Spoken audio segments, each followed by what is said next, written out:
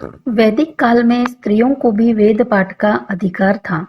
सुलभा और गार्गी उन्हीं स्त्रियों में से हैं जिन्होंने वैदिक काल में वेद शास्त्रों का अध्ययन कर अपने ज्ञान को परिपक्व किया और ऐसी ऊंचाई प्राप्त की कि वे ऋषियों के साथ शास्त्रार्थ कर सके। तो आइए आज हम ब्रह्मवादिनी विदुषी गार्गी के जीवन प्रसंग को एवं उनकी ज्ञान निष्ठा को श्रवण करेंगे। ब्रह्मवादिनी विदुषी गार्गी का नाम वैदिक साहित्य जगत में अत्यंत सुविख्यात है। उनका असली नाम क्या था यह तो ज्ञात नहीं, किंतु उनके पिता का नाम वचकनु था। अतः आचार्य वचकनु की पुत्री होने के कारण उनका नाम वाचकनवी पड़ गया। गर्ग गोत्र में जन्म लेने के कारण लोग उन्हें गार्गी कहते थे। अतः यह गार्गी नाम ही जनसाधारण में प्रचलित हुआ। गार्गी के पिता आचार्य वचकनु की इच्छा थी कि उनकी पुत्री वेद शास्त्रों में पारंगत हो एवं ब्रह्म विषय ज्ञान प्राप्त कर ब्रह्मवादिनी बने। गार्गी भी अपने पिता की इच्छानुसार ही अपने जीवन को ढालना चाहती थी, परंतु उनकी माता यह नहीं चाहती थी कि उनकी पुत्री ब्रह्मवादिनी बनकर किसी ऋषि से विवाह कर सांसारिक सुख से वंचित रह जाए। वे अपनी पुत्री का विवाह किसी ऐसे पुरुष से करवाना चाहती थी जो उनकी पुत्री को सभी सांसारिक सुख प्रदान करे। अतः उन्होंने गार्गी के पिता से गार्गी के लिए योग्य वर की तलाश करने का आग्रह किया। आचार्य वचकनु ने कहा कि अपना वर ढूंढने का अधिकार स्वयं गार्गी को है। वह जब चाहेगी अपना वर ढूंढ लेगी, परंतु इससे उसकी शिक्षा समाप्त नहीं हो जाएगी। एक दिन गार्गी को यह समाचार प्राप्त हुआ कि विदेहराज महाराज जनक ने ब्रह्म सभा का आयोजन किया है। उस सभा में आर्यावर्त के एक से एक प्रतिष्ठित विचारक आचार्य उशस्त चक्रायण, आरुणि उद्दालक, विधक, कहोल, कौशितकेय, श्वेतकेतु और याज्ञवल्क्य आदि सहभागी होकर शास्त्रार्थ करेंगे। अतः गार्गी ने भी उस ब्रह्म सभा में जाने का मंतव्य प्रकट किया। गार्गी की माता ने इस बात का सख्त विरोध किया और कहा कि गार्गी उस सभा में नहीं जाएगी। परंतु गार्गी के पिता को जब यह ज्ञात हुआ कि गार्गी की उस सभा में जाने की तीव्र इच्छा है, तो उन्होंने उसका पूर्ण सहयोग किया और उसे ब्रह्म सभा में जाने की अनुमति भी प्रदान की। याज्ञवल्क्य जी वैदिक काल के ब्रह्मनिष्ठ महान ऋषि एवं महान चिंतक माने जाते थे, जो वाद विवाद में अपराजेय थे। उन्हें वाचसरी, ब्रह्मरथ और देवरथ के नाम से भी जाना जाता है। गार्गी के प्रश्न के उत्तर में याज्ञवल्क्य द्वारा आत्मा के सत स्वरूप पर भाष्य या चिंतन बृहदारण्यक उपनिषद में आज भी सुरक्षित है। विदेहराज राजा जनक की इस ब्रह्म सभा में कुरु और पांचाल देश के अनेकों विद्वान ब्राह्मण एकत्रित हुए थे। राजा जनक बड़े ही विद्या व्यसंगी एवं सत्संगी थे। उन्हें शास्त्रों के गूढ़ तत्वों का विवेचन एवं परमार्थ चर्चा बहुत अधिक प्रिय थी। इसलिए उनके मन में यह जानने की इच्छा हुई कि यहाँ आए हुए विद्वान ब्राह्मणों में सबसे बढ़कर तात्विक विवेचन करने वाला कौन है। इस परीक्षा के लिए उन्होंने अपनी गौशाला में 1000 गौवें बंधवा दी, जिनकी सींगों पर 10-10 पाद अर्थात प्राचीन माप सुवर्ण मढ़ा गया था। यह व्यवस्था करके राजा जनक ने उपस्थित ब्राह्मण समुदाय से कहा, हे पूज्य ब्राह्मणों, आप में जो ब्रह्मनिष्ठ हो, सर्वश्रेष्ठ ब्रह्मज्ञानी हो, वह मेरी गौशाला में बंदी 1000 गौओं को ले जाए, जिनकी सींगों पर 10-10 पाद स्वर्ण मढ़ा गया है। राजा जनक की यह घोषणा सुनकर किसी भी ब्राह्मण में यह साहस नहीं हुआ कि स्वयं को सर्वश्रेष्ठ ब्रह्मज्ञानी सिद्ध कर उन गौओं को ले जाए। सब सोचने लगे कि यदि हम गौओं को लेकर जाने को आगे बढ़ते हैं, तो ये सभी ब्राह्मण हमें ब्रह्म अभिमानी समझेंगे और शास्त्रार्थ करने लगेंगे। उस समय हम इन सभी को जीत सकेंगे भी या नहीं, क्या पता। यह विचार करते हुए सब चुपचाप ही बैठे रहे। सबको मौन देखकर याज्ञवल्क्य जी ने अपनी ब्रह्मचारी सामश्रवा से कहा, हे सौम्य, तुम गौशाला में बंदी गायों को हाँक ले जाओ। ब्रह्मचारी ने आज्ञा पाकर ऐसा ही किया।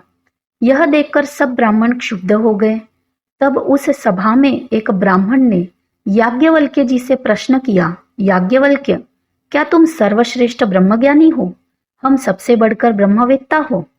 यह सुनकर याज्ञवल्क्य जी ने नम्रता पूर्वक कहा, जो भी यहाँ सर्वश्रेष्ठ ब्रह्मविद्ता है उसे मेरा प्रणाम है। मुझे केवल इन गायों की आवश्यकता है, अतः मैं इन्हें ले जा रहा हूँ। अब यहाँ जो भी स्वयं को ब्रह्मनिष्ठ समझता हो वह मुझे चुनौती दे सकता है।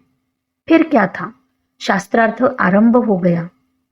एक एक कर सभी ब्राह्मण प्रश्न करने लगे।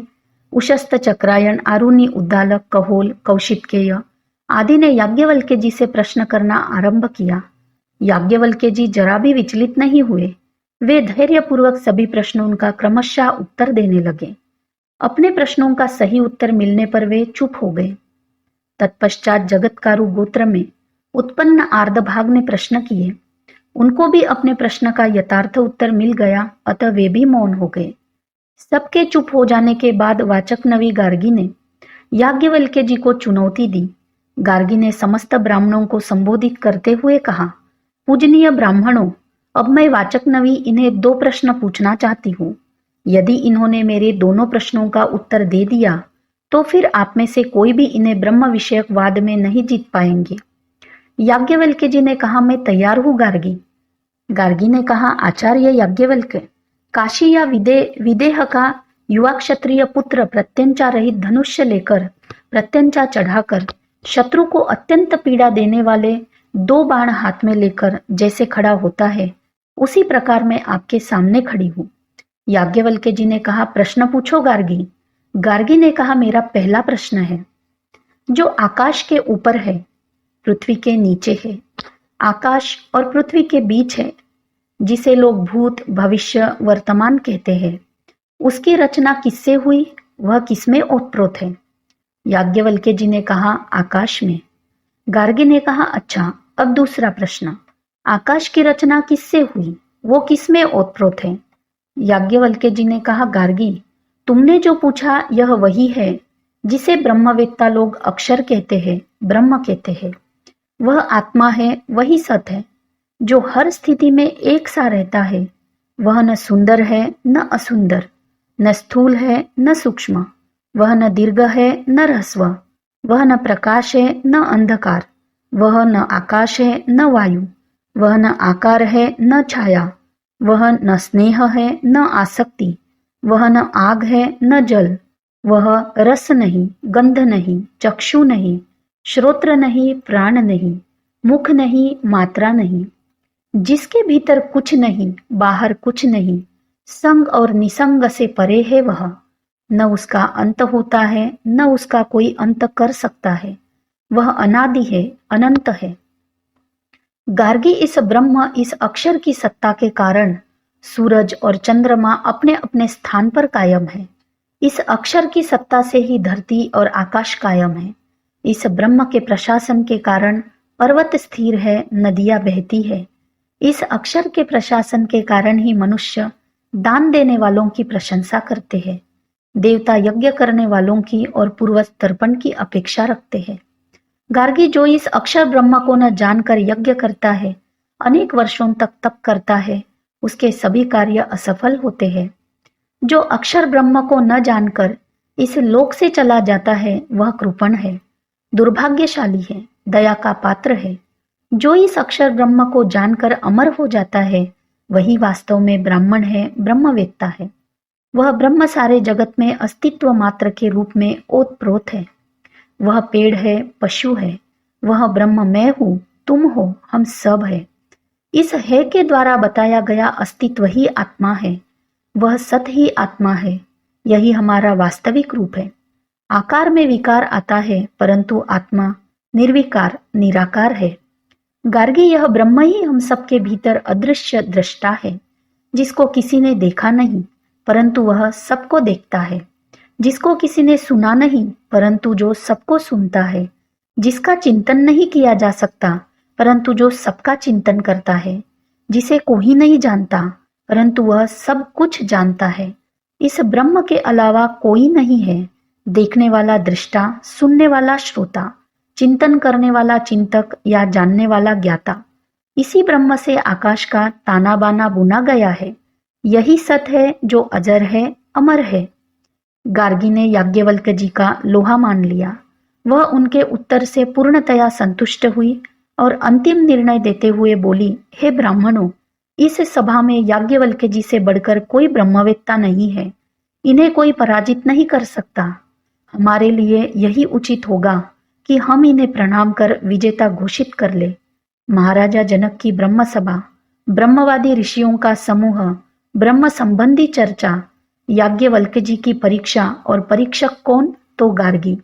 यह हमारे आर्यों के नारी के ब्रह्म ज्ञान की विजय जयंती नहीं तो और क्या है? विदुषी होने पर भी उनके मन में अपने पक्ष को अनुचित रूप से सिद्ध करने का दुराग्रह नहीं था। वे विद्वत्तापूर्ण उत्तर पाकर संतुष्ट हो गई एवं याज्ञवल्क्य जी के विद्वत्ता की मुक्त कंठ से प्रशंसा भी की। धन्य है भारत की आर्य नारी, जो याज्ञवल्क्य जी से महर्षि से भी शास्त्रार्थ करने की हिचकिचाहट नहीं रखती। ऐसी नारी नारी न होकर साक्षात नारायणी ही है, जिनको पाकर यह वसुंधरा भी अपने आप को गौरवान्वित मानती है। हमें भी गार्गी की नाई अपने जीवन में ज्ञान को आत्मसात करना चाहिए और ज्ञान को पाकर भी अहंकार रहित अवस्था में रहकर गुरु भक्ति से ओतप्रोत रहना चाहिए।